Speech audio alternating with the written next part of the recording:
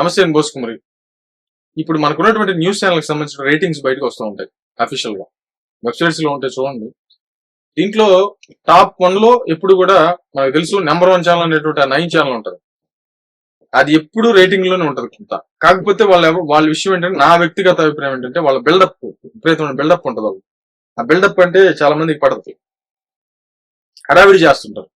ఏందో మనిషి అక్కడ నుంచుంటాడు, ముందు కార్లు జీపులు ఏ పోతుంటాయి, అదేం న్యూస్ వ్యవహారమో తెలియదు. బట్ కొంత హడావిడి, ఈ అతి చేయటం కొంతమందికి ఎక్కువ నచ్చేటువంటి పరిస్థితులు ఉంటాయి. కాబట్టి ఓకే రైట్, ఎవరి ఆలోచన వాళ్ళది. బట్ నాకు అతిగా అనిపిస్తుంటది. అంత సీన్ వార్తగా చెప్పుకుంటే అదంతా అతిగా అనిపిస్తుంటది నాకు. బట్ ఆ న్యూస్ ని కూడా ఎంటర్టైన్ చేసినటువంటి మహాఘనత ఆ ఛానల్. ఇక ఈ TV5, ABN, ఈ 1, 2, 3 ప్లేస్లు ఎన్ని కావు. విచిత్రం ఏంటంటే, సాక్షి ఏ ప్లేస్ లో ఉందనేటువంటి కోణం.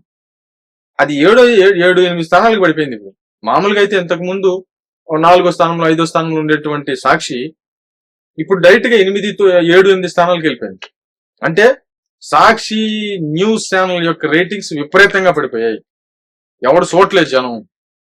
ఎందుకనంటే మనం చేసేటువంటి ప్రచారాలు, మన ప్రజల సమస్యలు వదిలేసి సినిమాలకు రివ్యూలు ఇస్తూ కూర్చుంటాం.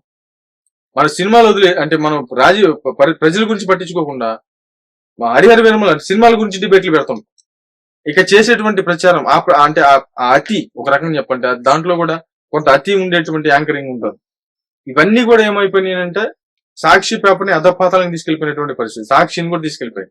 వాస్తవంగా అయితే మీకు ఒక చిన్న సీక్రెట్ చెప్తాను. అదేంటంటే, ఎప్పుడైతే ప్రతిపక్షంలో ఉన్నటువంటి పార్టీకి సంబంధించిన ఛానల్సే ఎక్కువ రేటింగ్ లో ఉంటాయి. నిజం నేను చెప్పేది. ఎందుకంటే ప్రభుత్వం చేసేటువంటి తప్పులు అక్కడే కనపడతాయి. కానీ ఇప్పుడు అది లేదు. అది కూడా లేకుండా చివరికి సాక్షి పేపర్ పడిపోయినటువంటి పరిస్థితి, అంటే సాక్షి ఛానల్ పడిపోయినటువంటి పరిస్థితి, రేటింగ్ అనేటువంటి విధంగా వార్తలు వస్తుంది. మరేమో తెచ్చుకుంది.